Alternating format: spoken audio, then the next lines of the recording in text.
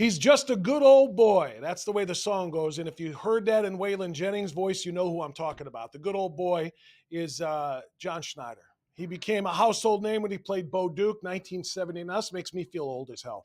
1979 to 1985 on the Dukes of Hazzard. But that's what John Schneider did to get started. What he's done in the last 4 decades, 3.5 decades ish.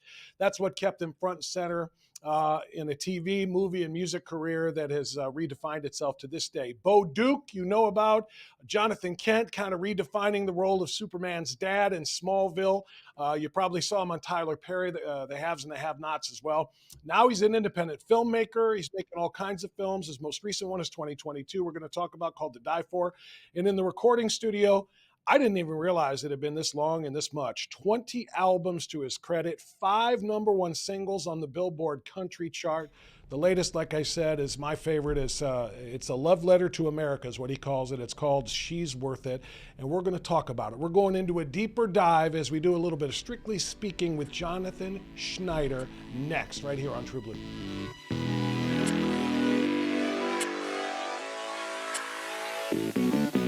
John Schneider, a good old boy if ever I saw one. Good to talk to you, man. Thanks for being in. How are you?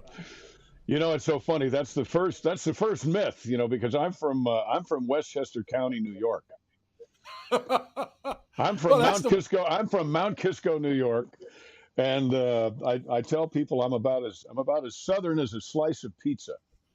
But I love the South. My mother's side of the family was from Florida. My dad from New York, so I call myself a recovering Yankee. I love that, but isn't that the sign of a great actor? When you are nothing like what you're best known for, and people think that's a good old boy from the South, that means you're a hell of an actor. Well, that's thank you. That's true. But for some reason, when you play somebody that is perhaps a little less sophisticated than folks on Fifth Avenue want you to be, if you do a cop show and you're from Paducah, Kentucky, but you play a New York cop, then you're an actor. But if you're from Mount Kisco, New York, and you play a moonshiner on probation, then not so much. They don't accuse you of acting. I don't understand why the double standard, but we're getting used to living in a double standard now anyway, aren't we? You aren't kidding about that. We'll talk about some of that stuff in a minute here. But just back to that point though, I've always been a huge Stallone fan. I mean, from Rocky all the way up, all of his action stuff and everything else. And he is one of the smartest people I have ever heard. If you listen to him in in-depth interviews, you realize the intellect that guy has. But because of the way he played Rocky, 50 years later now, I mean, somebody thinks Stallone, they think, yo, Adrian, like he's they think he's punch drunk. They think he's punch drunk. Yeah. And that's acting to me. When you actually typecast your life, not intentionally, but because you are so good at a role you played, people think that's who and how you are in real life. Yeah. What better compliment is there for an actor than that? I think you're right. So yeah, I've been a perpetual Southerner. I did go to high school in Atlanta.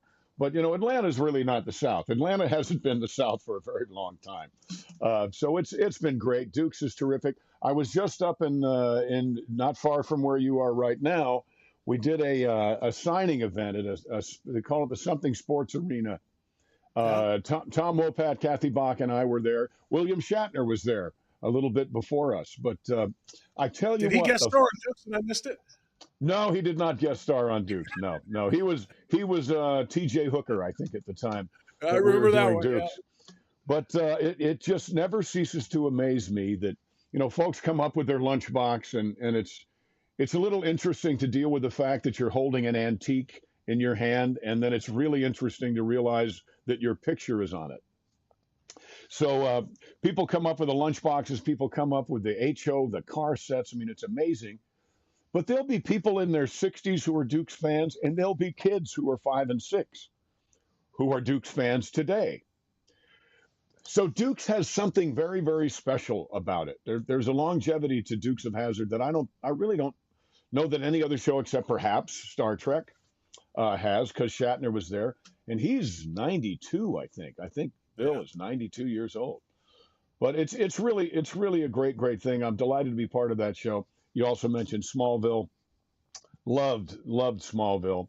and of Let me come course back the to Smallville. haves and Let me come have-nots, back to fun stuff. Smallville. John, let's go back to Smallville, but about Dukes, why? Why do you think that is? I mean, there were a lot of really interesting comedy slash action shows like I mean, Happy Days is kind of stood the test of time. People still think of Fonzie, Henry Winkler's Fonzie, but to what do you attribute the enduring nature, the fact that 5 and 6 year old kids, your show went off the air 40 years before they were born.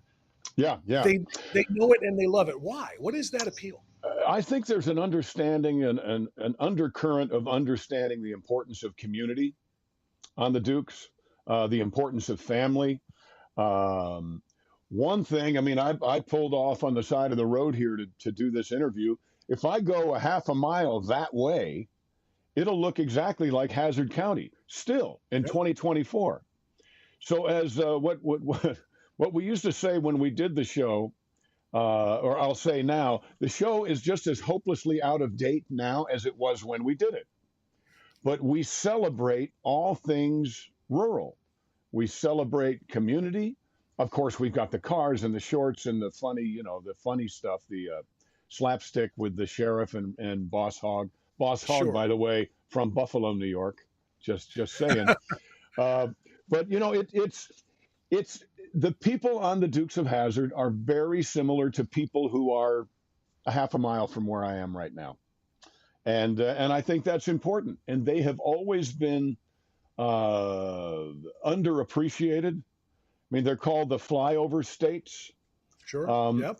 Dukes of Hazzard, I think, was and still is perhaps the only show that celebrates rural America and rural people without having to there's no tongue-in-cheek underlying kind of degrading them. I love the Beverly Hillbillies, but they were not the smartest people in Beverly Hills. Okay. But when the Dukes went to Atlanta, when the country folk went to the big city, Uncle Jesse was quick to remind us, just don't take advantage of them because they don't know any better. I love that. Was it as popular in the cities? Because you're right, it's a celebration of rural America, super popular in the flyover states. But I kind of wonder. I mean, especially back then when there were only 3 networks, and now there's Right. streaming and everything else. But didn't it have to go over big in New York and L.A. to stay on for as long as it did? Did Well, they we appreciate rural nature? Or? they did appreciate it, but they were kind of like closet Dukes of Hazzard watchers, right? They're kind of like the current closet Republican who for some reason Yeah. won't say they're a Republican in public, but you know how they're going to vote, right? Yep. Um, so in those days, you mentioned we had 3 networks. There was ABC, CBS, NBC. We were on Friday night, and we'd get this thing called the overnights, which the overnight ratings didn't come in on Saturday. They came in on Monday, but they only counted New York, Chicago, and LA. So New York, Chicago, and LA, we would come in the top 40 of 65 shows, I think there were. But then when the national ratings came out on Wednesday, we were always top 10, many times top 5, and a whole bunch of times the #1 show in the country, according to the Nielsen ratings. So for our 7 years, we averaged, this is insane, we averaged a 28 share, which is roughly 28 million people a week watching the Dukes of Hazzard on Friday night at 8 o'clock.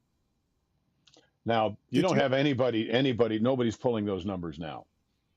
Oh gosh, no. Did you have any idea? Did you know what you were making when you guys started out? You and Tom and Catherine and everybody. I mean, did you know this is going to be special, or did you think if we get a season out of this or 2, we'll be very very happy? Oh gosh, no. I went to, as I told you, I went to high school in Atlanta. Yeah. Moved to Atlanta with my mother worked for IBM. Moved to Atlanta in '74. But there was a movie called Smokey and the Bandit.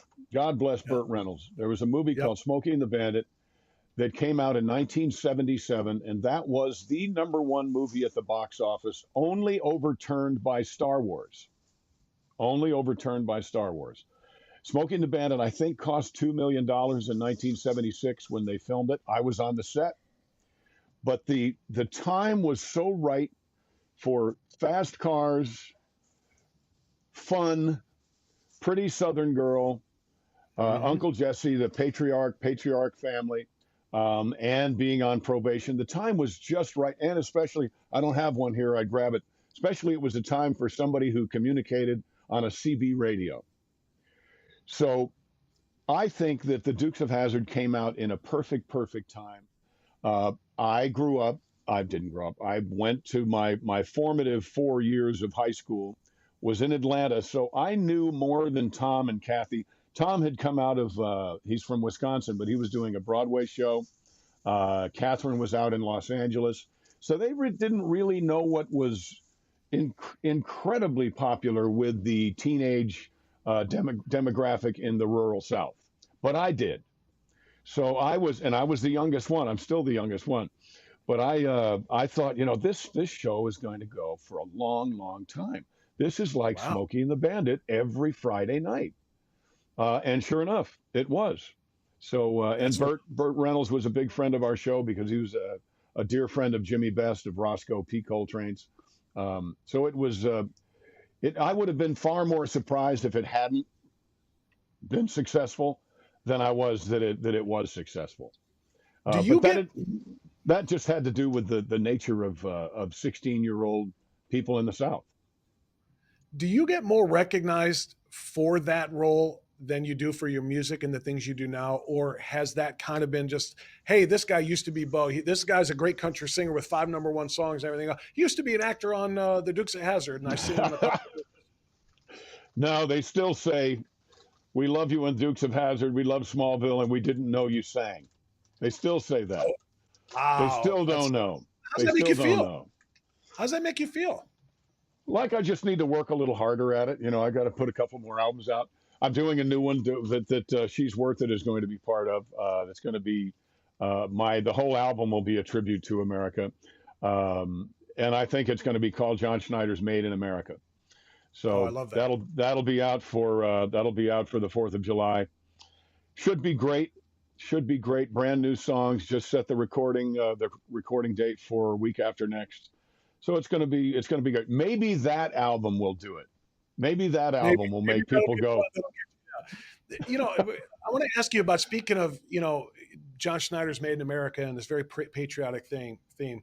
Pull up those pictures of the general. Yeah, throw that up there for a second. Yeah, there it is. And obviously, it's called the General. It's got the Confederate flag on top, which brings me to the question, John, could this show be made today? Would any studio allow this to be made today, given the way everybody, they're tearing down monuments in the South, they're tearing down statues? They're so scared, and as my grandparents would say, they're now famous for throwing the baby out with the bathwater. There was nothing. You could not point your finger at a single episode or a single scene in a single episode that indicated in any way, shape, or form that the Dukes of Hazzard was any kind of a racist television show. And by the way, I'm from New York, but that is the rebel flag. That is not actually the Confederate flag.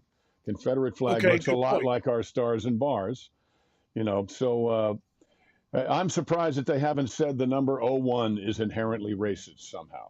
The color orange is racist. So yeah.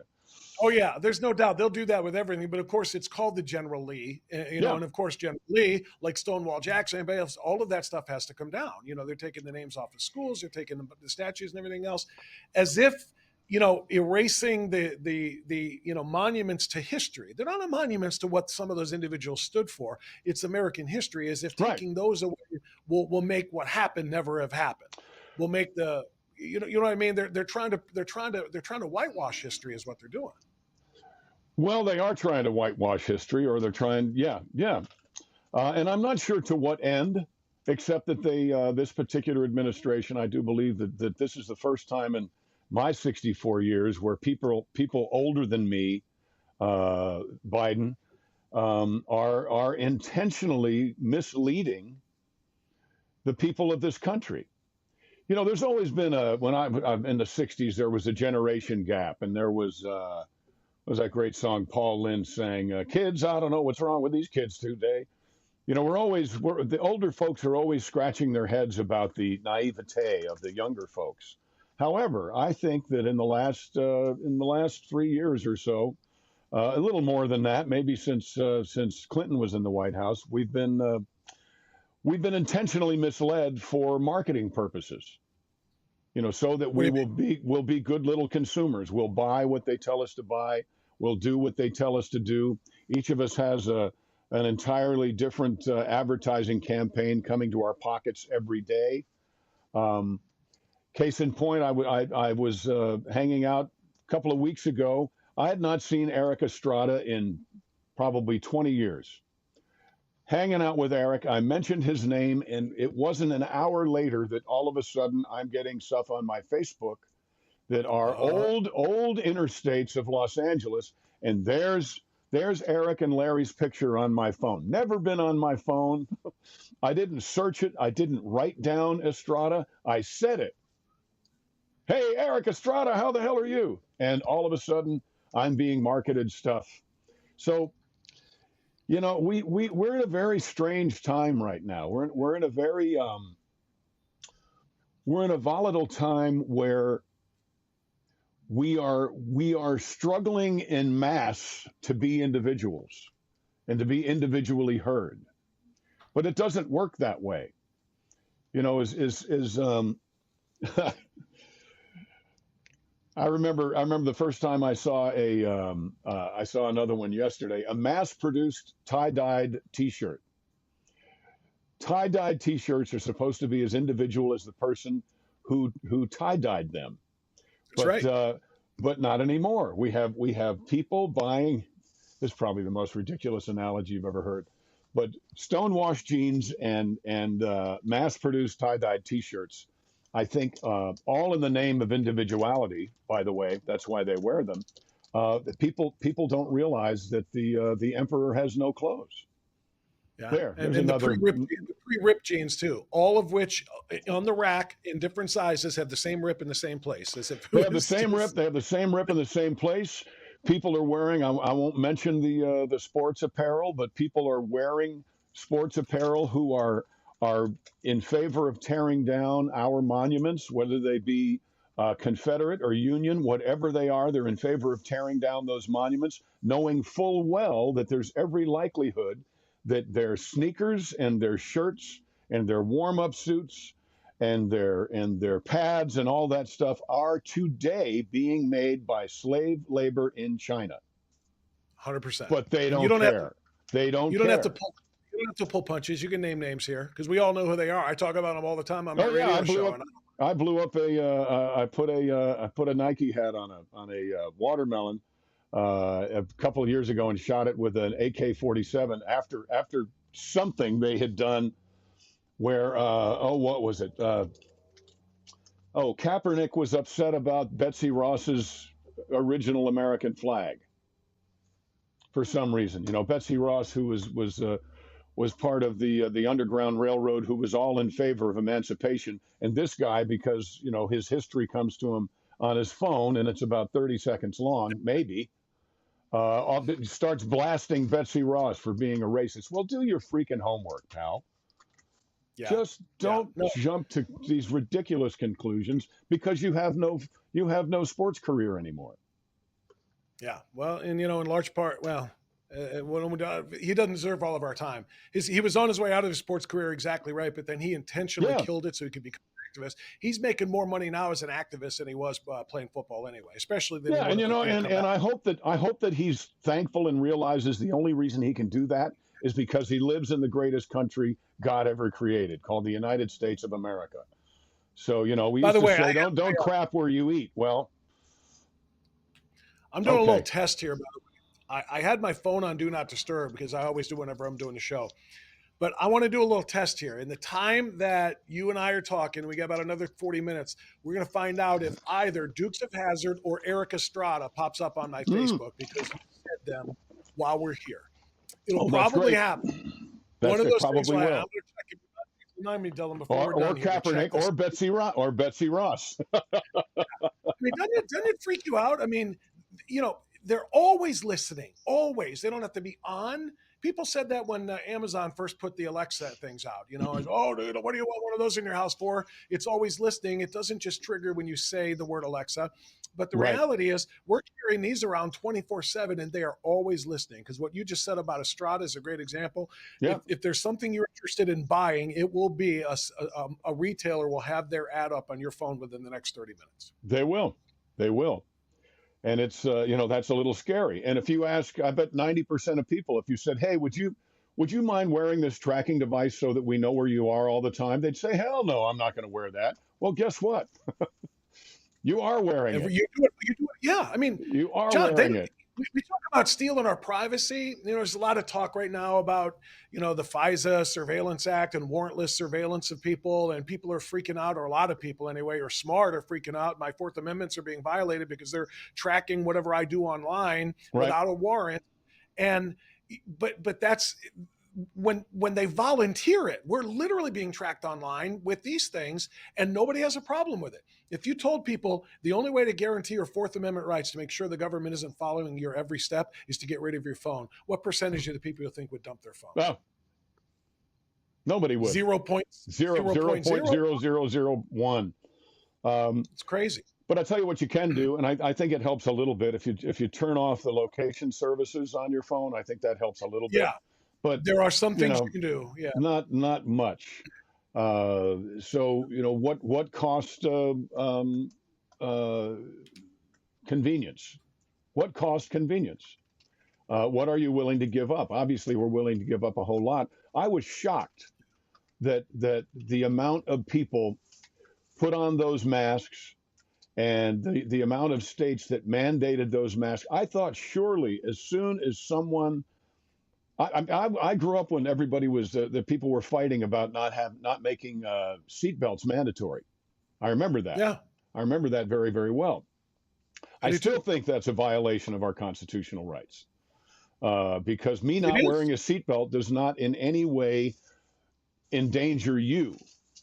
So if I'm going to do something that's going to endanger me, that should be my right to be, I don't know, ignorant, free, smart, Free. stupid, Yeah.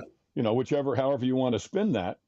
But I was shocked, like I said, when I said these people are never going to wear masks. That's not going to happen. You want to it's not get just- an American mad, you tell them what they can't do, but they Yeah. like sheep. And not just Everybody the did desk it. job, but taking the shots. Oh, I mean, because what you just said is you just lumped in the words freedom with ignorant and stupid and whatever, because they called us the other things because we said remember what Arnold said? He said, F your freedoms. He literally said that out loud. Schwarzenegger said, F your freedoms, because this is more important. It's, wait a minute, what about me? And they dovetailed us to everybody around us by trying to claim that if we didn't take the shot, we were going to get other people sick because we were non-symptomatic. It was all bullshit. oh, it It was was all all proven. bullshit. Yep, and it Yeah, was what I was mean, that? The herd immunity. Herd immunity. I was at a cancer event, and there was an oncologist there. He wonderful. He's a pediatric oncologist. He was dressed up like a robot, but he had a sign on that said, "Please take your vitamins, or mine won't work." So he was speaking to the herd immunity group. But yeah, I was shocked. I was shocked because people don't seem to understand that your rights in any country, but even in this country, your rights, it's easy to give them away, but it's next to impossible to get them back. So we can't let that happen again. We cannot let that happen again. Even though they for a while there, they seemed to be tabling up, virus X or whatever they were going to call it, some sort of a thing. I haven't heard much about that lately, but they're working on it. It's amazing to me what they were allowed to get away with, which I do think was all of kind of a test to see how far we could be pushed before we would push back. And maybe next time we'll be able to be pushed just a little bit further before we push back. But we can't allow it. We are still a government by the people and for the people, not a people by the government and for the government. And we've got to, for God's sake, start acting like it. Is this what's driving your music now, John? Because you didn't always do the stuff about patriotic stuff and liberties and so on and so forth. But you just said the next album that's coming here that She's Worth It is a part of. Is that why? I mean, is this why you're doing that music? Because of how you feel Yeah, about this? yeah, because a lot of people I'm not going to be canceled, because you can't cancel mashed potatoes and a grilled cheese sandwich. Okay, I'm just comfortable. So now you can cancel fancier food, but you're not going to cancel mashed potatoes and a grilled cheese sandwich. I think that's a So good point. so I want to make sure that people understand that our country, I believe that our country is the tangible breath of God breathed into an otherwise oppressed world to give them all an example of what can happen to a free people, to a free society. And if we lose that, it's not just the United States that gets damaged, it's the whole world that gets damaged. I mean, why do you think 15, 16, 18 million people wanted to come here illegally over our non existent southern border? Not because it reminds them of Moscow, it reminds them of the dream that they've heard about that is the United States, the beautiful city on a hill. And our present administration is doing everything that they can to destroy that, not just for us, but for the whole world. And it's wrong. It's wrong. So we have to make You know sure what I that don't we, understand we about can't let that? it happen. What? What I understand about that is, again, the present administration is telling us how systematically or systemically racist this country is, that racial minorities don't have a chance here. Black and brown people are being put down upon and oppressed all the time. Why are 90% of the people coming across that border black and brown people?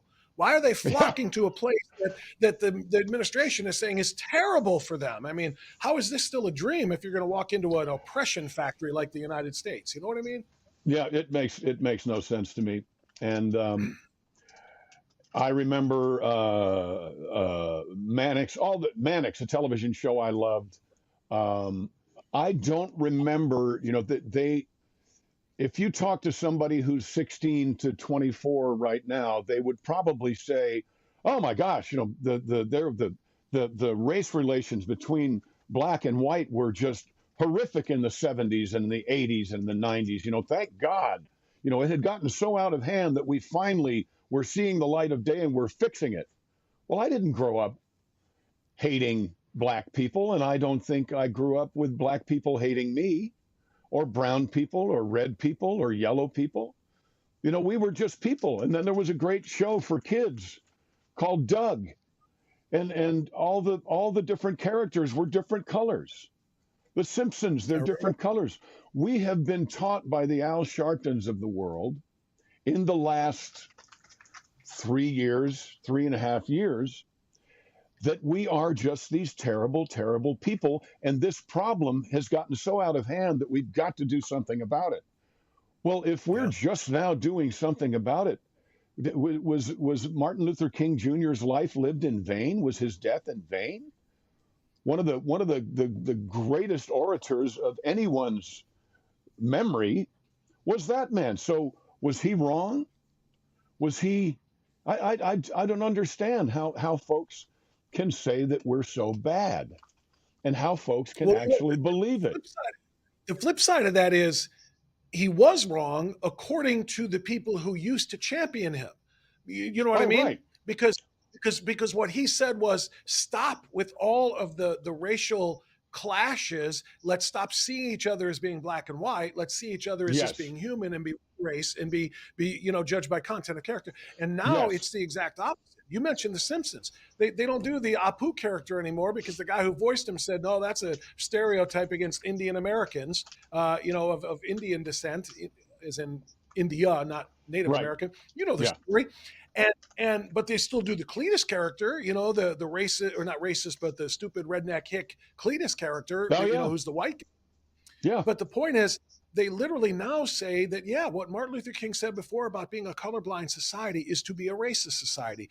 If you're colorblind, then you are blind to the oppression when you need to see the oppression. So you better recognize that person as black and an oppressed person, and recognize that person as a white and an oppressor, or else you're doing it wrong. So MLK has been pushed right out Yeah, of yeah, the, right out, right. right out. And I think it would be safe to say that Martin Luther King would say that elitism and supremacy, regardless of its color, is wrong.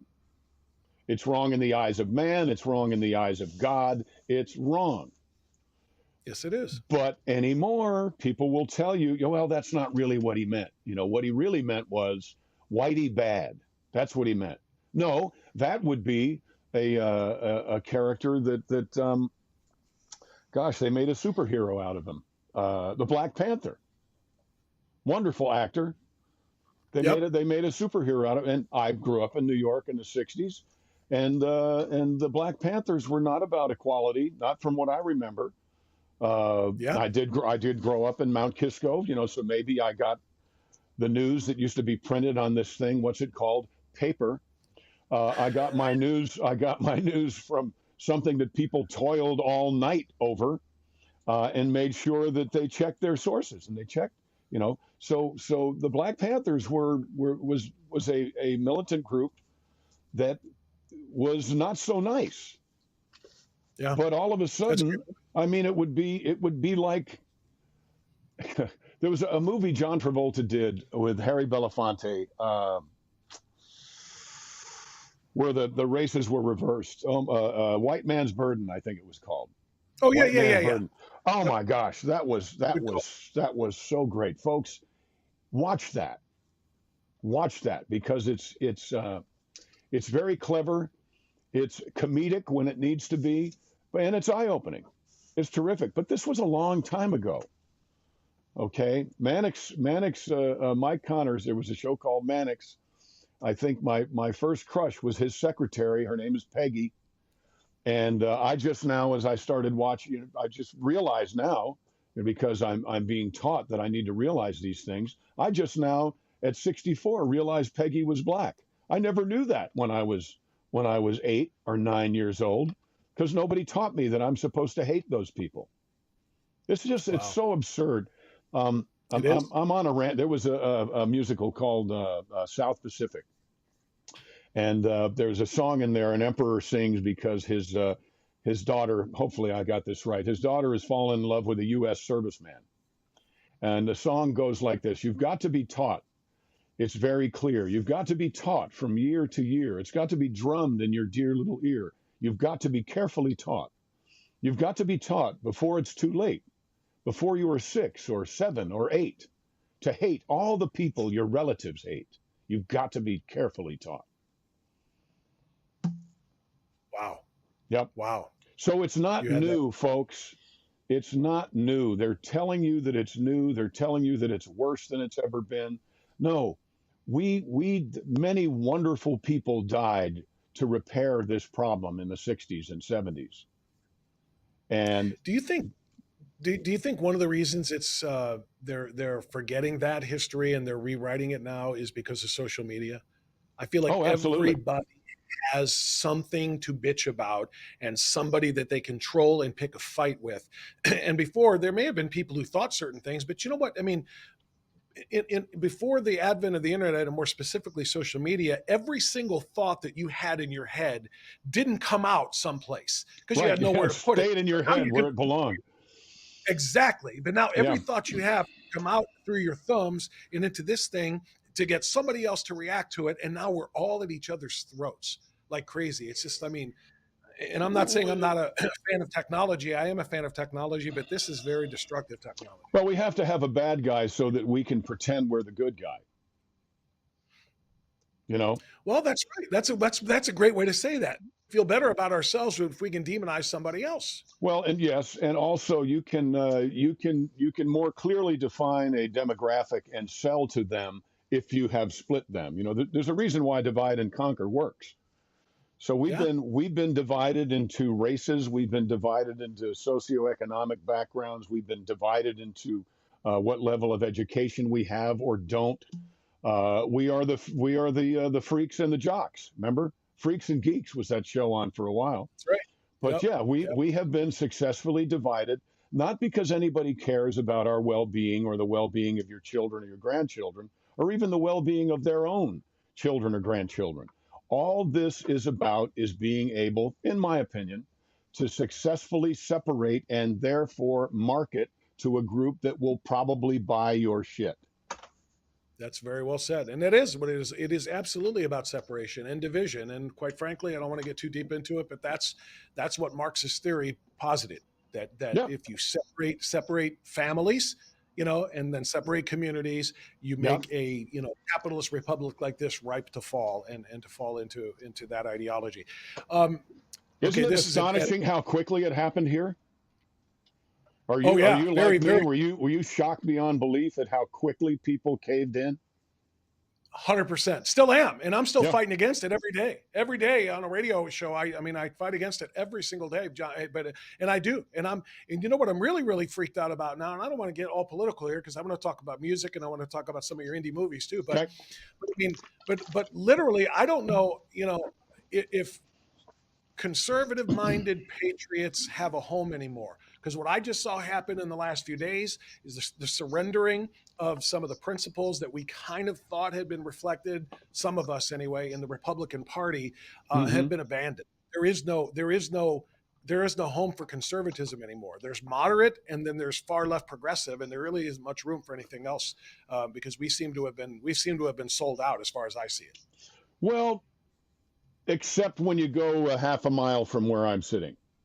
You Okay, know, I into the still rural think areas. I still think when you go on RR1 or FR2, you go on a rural route, you go on a farm, you go on a farm road, you get off the beaten path, you take the road less traveled, that you'll find that they are for some reason, uh, extremely silent majority.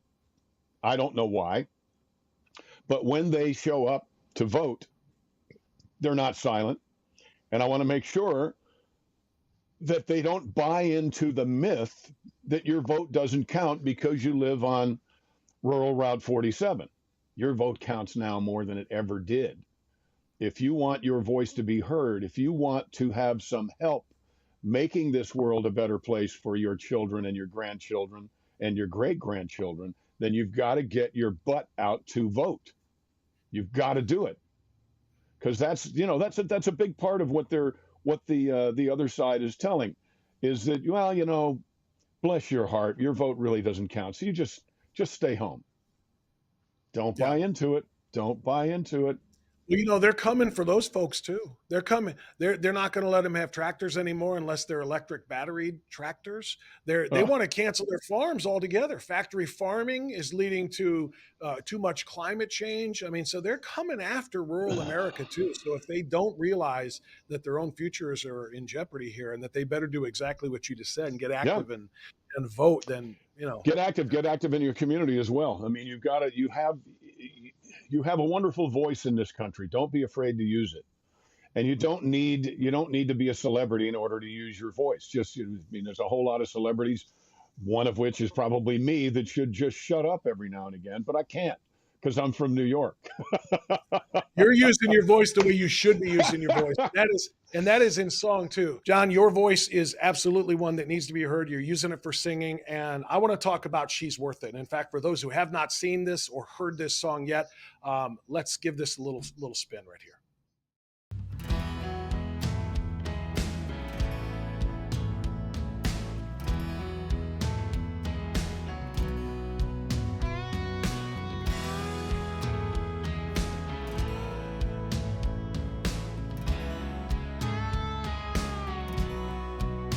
It'd be so easy to turn our backs and walk away, ignore the fires burning, live to fight another day.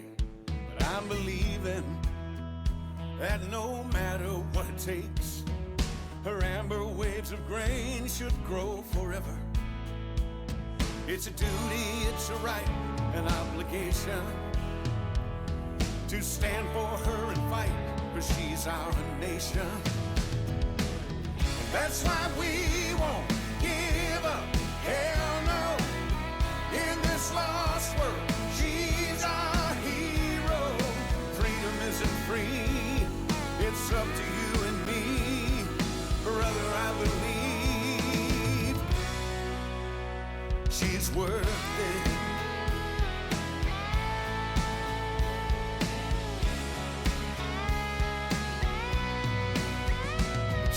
turning.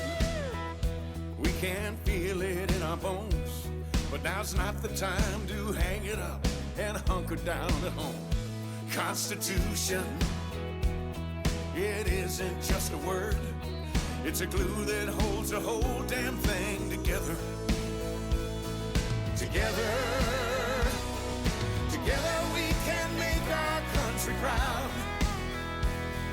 Together we'll all stand out from the crowd. There's freedom in our speech. Get on your feet and speak it loud. That's why we won't give up. Hell no. In this lost world, she's our hero. Freedom isn't free. It's up to you and me. Brother, I believe that she's worth it.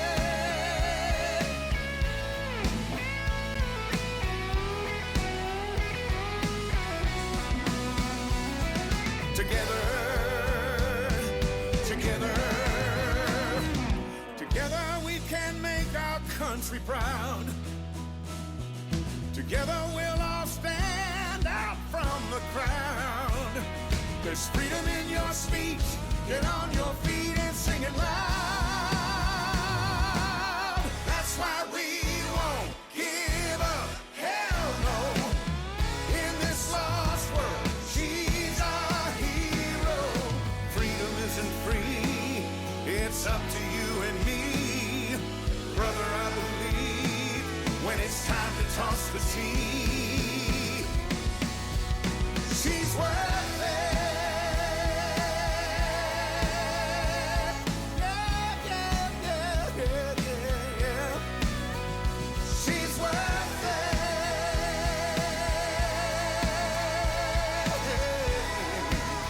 Woo. She's worth it.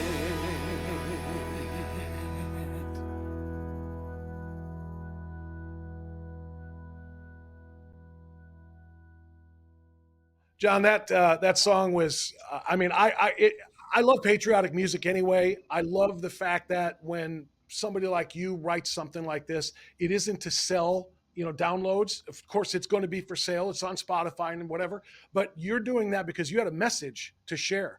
That if we don't understand that this country that is being, fought over and fought inside of right now is in serious jeopardy, and that she's worth it to defend it, we're going to lose it, right? I mean, it's a duty, it's a right, like the song says. It's a duty, it's a right, an obligation to stand for her and fight because she's our nation, And it sounds a little multiplication rock, maybe schoolhouse rock, but damn it, we need this kind of music to come out.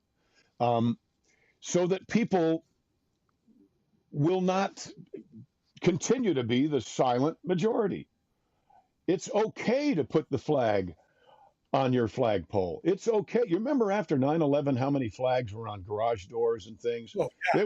We were the most unified I think we've been in my lifetime on 9/12 and 13 and on. And then, again, that's hard to market to a unified population, so they've split us up again.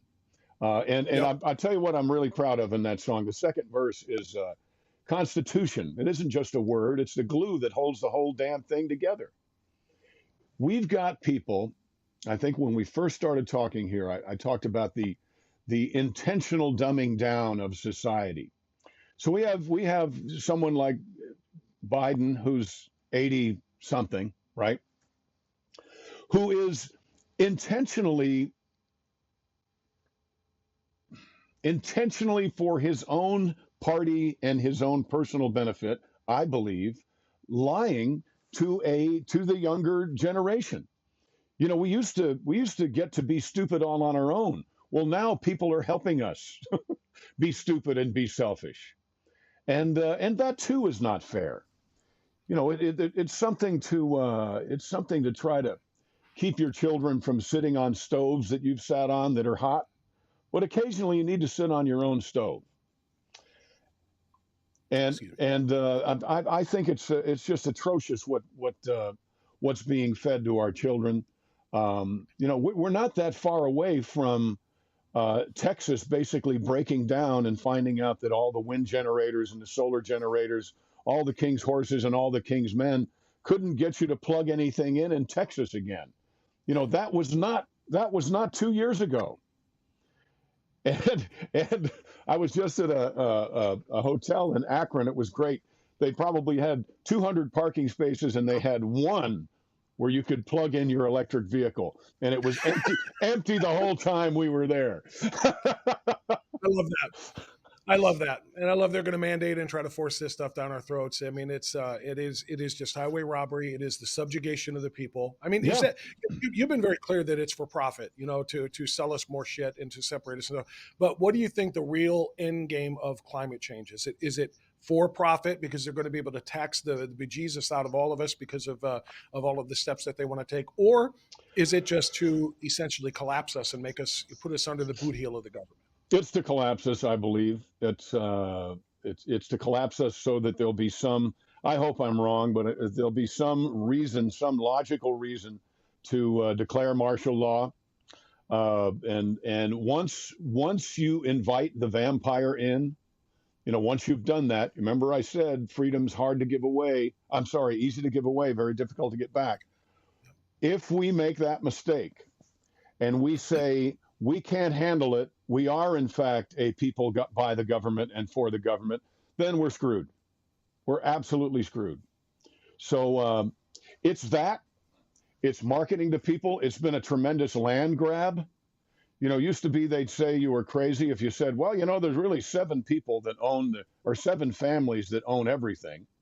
You know, those people were considered crazy. Well, now I think it's pretty much factual.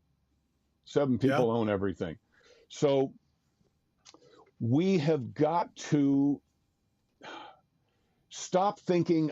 I believe we have to stop thinking of the United States as a country in the world. I think we used to think of ourselves as the country in the world.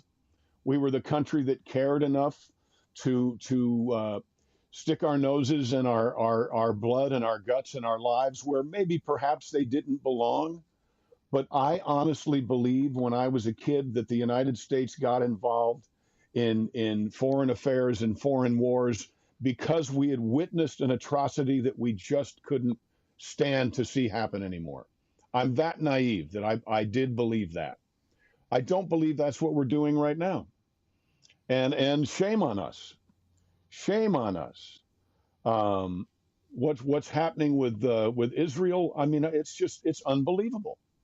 What's happening over there is unbelievable. I don't know how much of it is our problem, but I know that if there's anybody that is trying to systematically annihilate, to perform genocide on another group of people, that the United States ought to be concerned.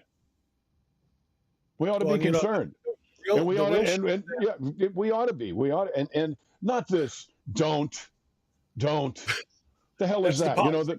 Yeah, the next thing he was going to. I joke with my friends who have young kids. You know, there's a while where you'd see the parents. They go 1, 2. It's like, what is that? What we're going to do next? What are we going to have a Secretary of State that's going to count to 3 and hold their breath? I mean, what the hell? How absurd! We're the United States of America, for God's sake. What's so crazy about that is not only are they not concerned about the actual threatened and promised and chartered, it's in their charter, the Hamas charter, the genocide of the Israeli people, the Jews and the land. But instead of just not being concerned about, they're literally saying the opposite is happening. They're saying that Israel is committing genocide in Gaza of the Palestinian people. All they're doing is trying to root out those who committed this terrible attack and that have pledged to do it again and again. But they're the ones being called the genocidal people. So it's just everything is upside down. It's so absurd. It's so absurd. You know, they're saying this is an orange. This is an orange. And we have people that are believing it. They're believing it. I go back again to The Emperor's New Clothes. Read that, folks. There's a reason why classic literature is classic literature. Okay? Read that stuff. Stands the test of time even better than the Dukes. Say that again? I said classic literature stands the test of time even better than the Dukes. Exactly. Hard to believe, but yes. But it does. It does. It does. So we've got to. There is hope. There's absolute hope. I do believe that these last 3 years actually, I so feel awful for the families of folks who have lost people in these last 3 years. For our families in Afghanistan, for our families everywhere. It's not fair to them that we've had an administration that cares so little for our collective well-being. Yeah.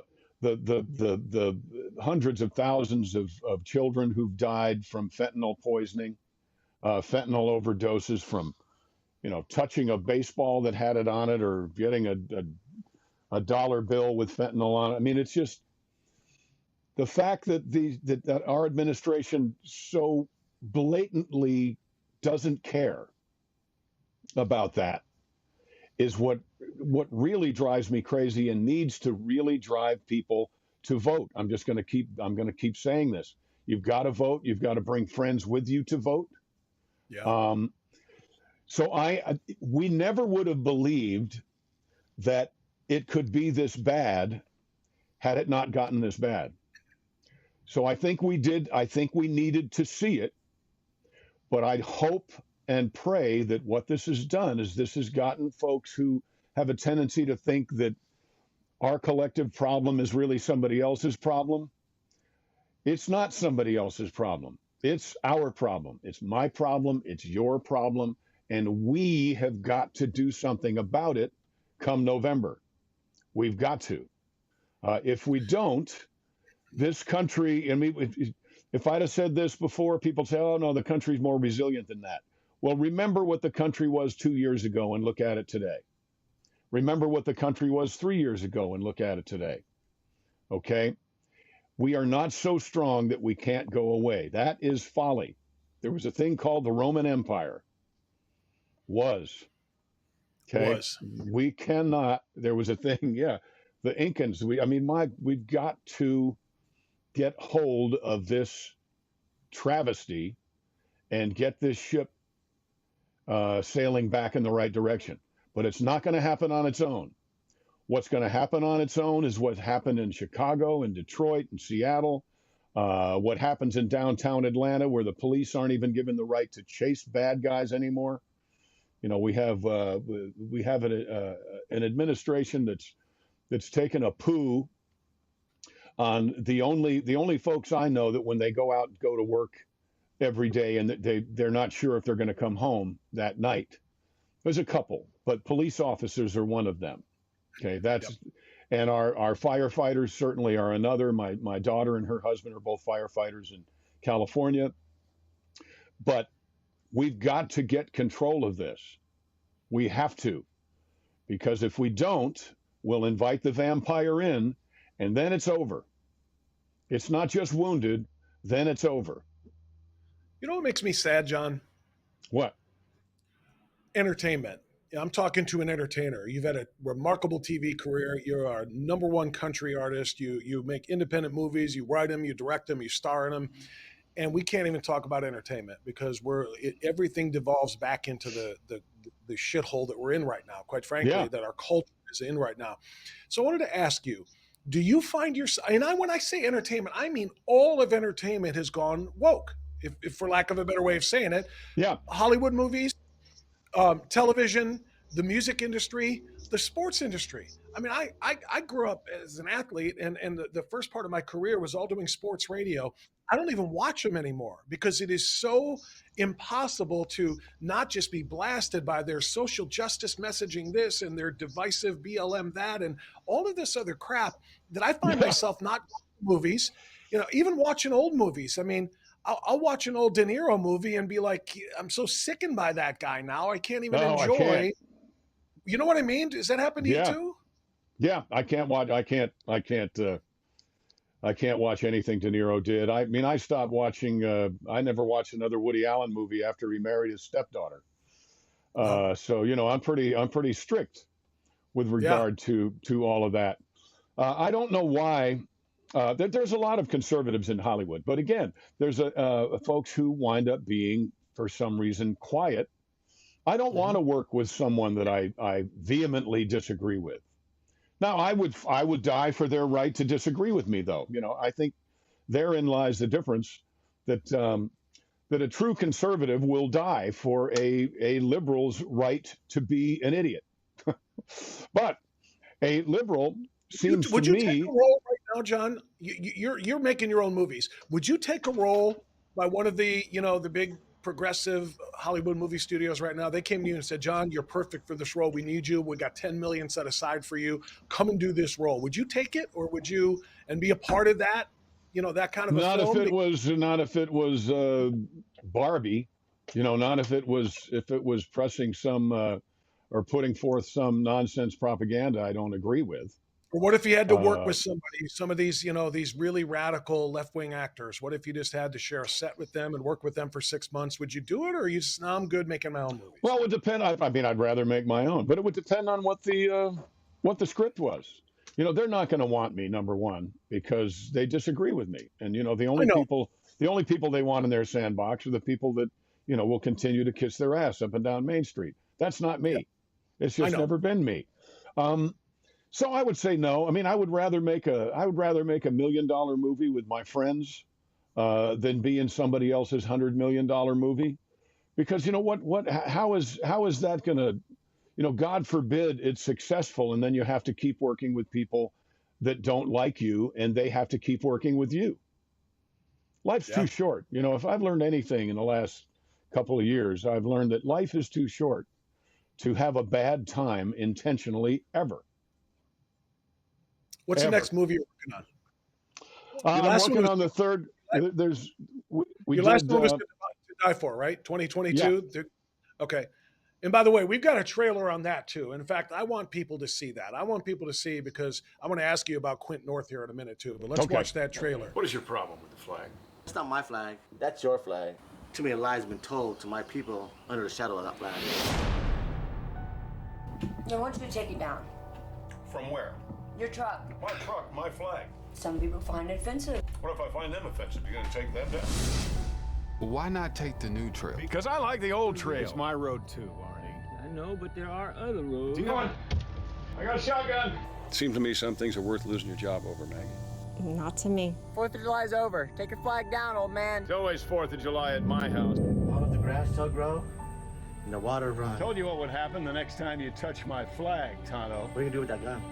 Don't get out of my yard, you'll find out. And I can identify with Mr. Quint's position on this matter. Why the hell is everybody so damn worried about losing their jobs and so little worried about losing their freedom? Next time I'll cut a donut in your damn living room.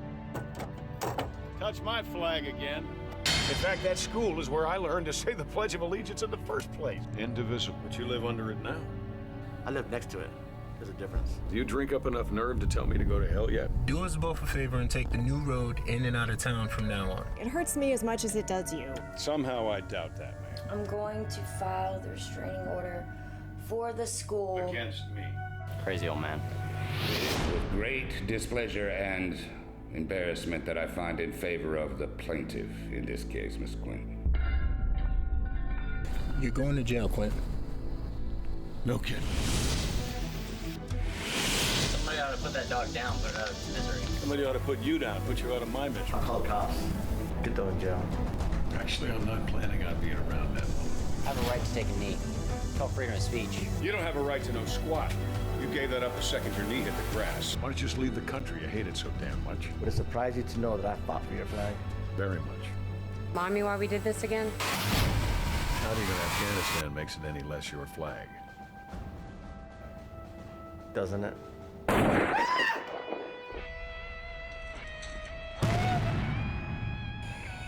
was willing to sacrifice my life for your right to take a knee. What are you willing to sacrifice for my right not to?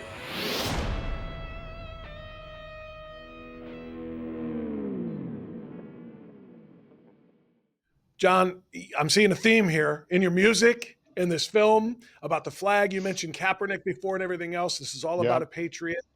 Tell me about Quint North. Tell me the story behind the story. Well, Quint North doesn't understand how, when he was willing to, like the last thing I say there, I'm willing to sacrifice my life for your right to take a knee. What are you willing to sacrifice for my right not to? right? So he doesn't understand how the young quarterback in town can be the local hero for taking a knee at the football game when he's a guy who risked his life and lost his family in the meantime, and all of a sudden he's the bad guy. So I try to bring. It's not a comedy by any means, but I try to bring kind of a lighthearted attitude toward what was that movie Clint did that was so great? Gran Torino. Oh yeah, Gran Torino. So it has a bit of that in it. It has a little bit of me waxing philosophic about the way that the Native Americans, but the way the Indians were treated, because I did grow up learning about that, you know. So we do have a fairly violent history with regard to that. We have a violent history with regard to the Civil War. There were people unleashed on citizens, on civilians. There were generals, the northern generals, that were unleashed upon the citizenry of the South, that raped and pillaged and burned. And what happened on October 7th happened here in the United States. It happened here during the Civil War. It happened after the Civil War, when those celebrated generals went out and did the same thing to the Indians. So, you know, there's mention of that in this movie, but at its front, at its core, Quint North is someone who is going to hang the flag of the United States of America on his truck, or he's going to paint his house with it, or he's going to wear a shirt with it. He's going to celebrate the flag of the greatest country the world has ever known in any way he sees fit, or die trying. No matter who it triggers, no matter what snowflakes melt from seeing it. And exactly. And there was a young man, actually, in the news in the last month or so. There was a young man who had the flag on the back of his truck in Indiana, and they told him he had to take it down. He said no. They said, you can't. You know, it's a divisive symbol. Same thing we say in this movie. The flag of the United States of America is a divisive symbol. So, like Quint North, what I did is I took the flag down and painted my house with the flag. What this young man did is he said, okay, and he went out and he got his truck wrapped with the American flag. Yep. And I saw that same story. You know, you know what his problem was? His mistake was he picked the wrong flag. If you'd have put a Palestinian flag there, no one could have complained. If you'd have made that a pride flag, no one would have complained. Because isn't that something? Isn't that something? Yeah, you're right. You're right. You're right. And you know, our First Amendment, it is a double-edged sword that the intellectuals will use against us, because that's why I have that line in the movie. I was willing to die for your right to take a knee. What are you willing to sacrifice for my right not to? Those of us who believe in this country and believe in the First Amendment will fight for people's right to say things we disagree with.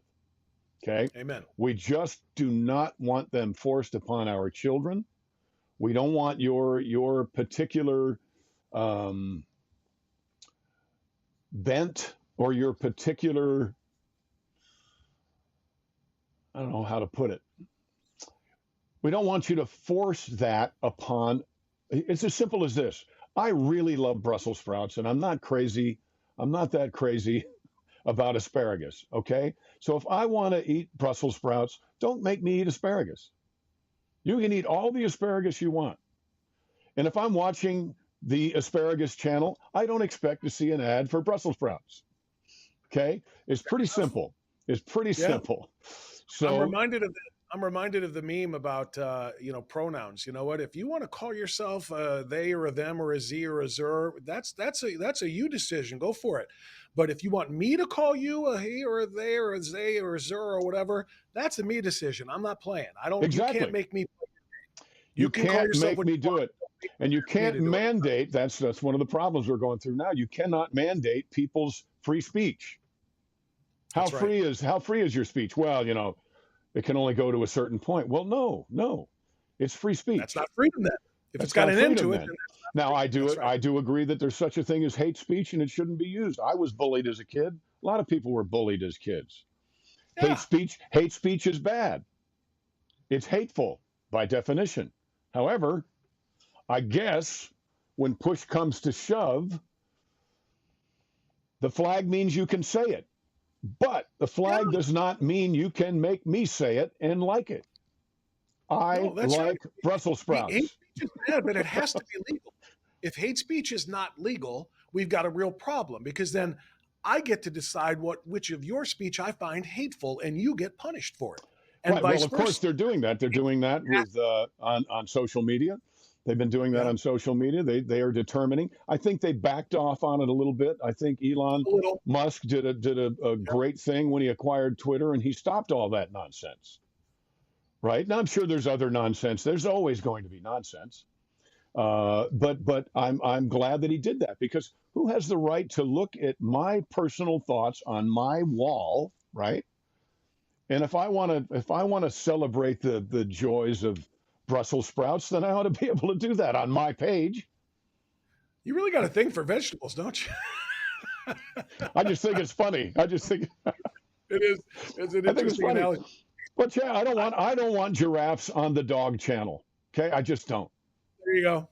That's another way to do it. If I want giraffes, I'll go to the giraffe channel and I'll watch them there. And then I don't expect to see dogs. I cut you off before so we could watch that trailer of To Die For, and I asked you what your next movie was. What's coming up? Okay, next movie is it's the third in a trilogy. We made a tribute to Smokey and the Bandit called Stand on It. Sequel to that is called Poker Run. Those are already out. You can get those at johnschneiderstudios.com. If you like Southern horsepower comedy, you're going to love these. And the third one of those is called Double or Nothing. I'm going to jump a car at the Nashville Speedway sometime this summer for that movie. So that movie should be out next summer. It won't be out this summer. Are you jumping it, or do you got a stunt double for that? I'm jumping it. See, when you make your own movies, you can jump your own cars too. That's awesome. That's phenomenal. Hey, and the other thing I wanted to only because you're coming to my backyard next month. Yeah.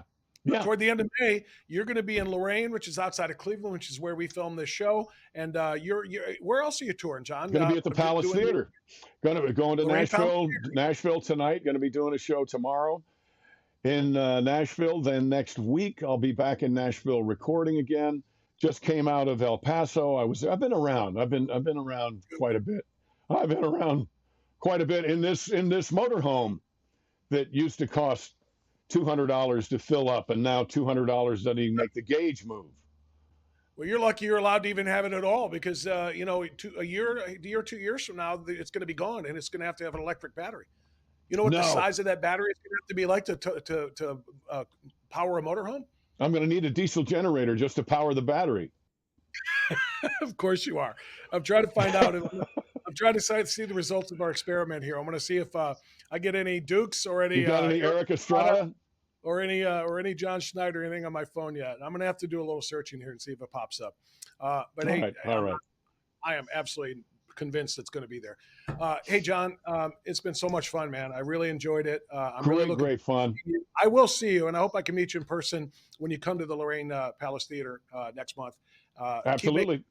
Keep making good music, keep entertaining people. It's what you were born to do, and keep telling the truth too, man, because you got a really, really important voice, and I'm so glad. Well, thank you. Thank you, folks. Stay free, everybody. Stay free. God bless you. Thank you, John. Bye, my friend. That's John Schneider.